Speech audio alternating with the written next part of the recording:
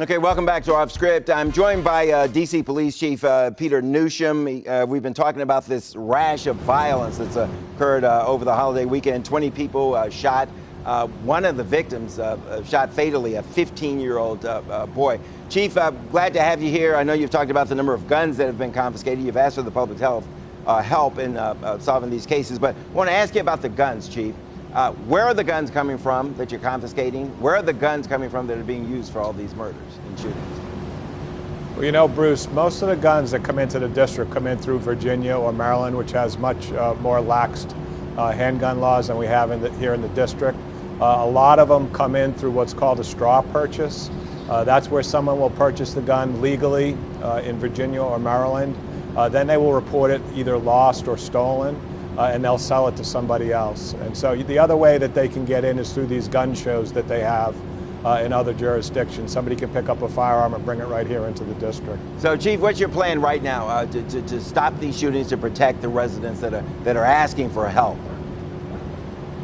Yeah, these two cases, you know, and I know you've talked about them already today, are particularly disturbing. You have a Sunday morning, 10:30 in the morning. I'm sure you've seen the video. You get a guy that drives into a parking lot and just unloads with no regard for anybody who's out there. We have two women, a 9-year-old girl that are shot, and then you have a 15-year-old kid who lost his life. You know, that type of behavior on a Sunday morning, very unusual in the district. My answer to a crime like that is for us to do everything we possibly can to find the people that are responsible for that. You know, then you fast forward the next day over into our Barry Farms community.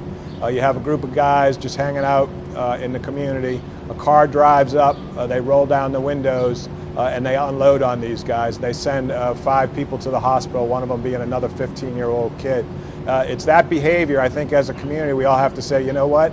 If I see anything, if I have any idea of who's involved in this thing, if I hear something, I'm going to tell the police, because we're not going to have a summer like this.